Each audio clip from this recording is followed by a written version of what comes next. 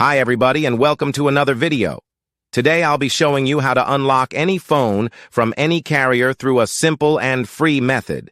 Follow my exact steps from this video, and after that you will have a phone that will work with any SIM card from any carrier in the world. Before we begin, I'd like to mention a small disclaimer. The tool I'm about to show you is 100% legal, safe, and free. We won't use any type of hacking or illegal bypassing method to unlock your phone. Moreover, the phone will not suffer any harm or damage in any way.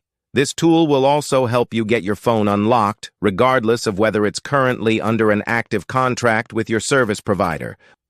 With that said, let's start. So grab your phone and insert an unsupported SIM card. That means a SIM card from a carrier other than your original one. After powering up your phone, you'll receive a message asking for an unlock code.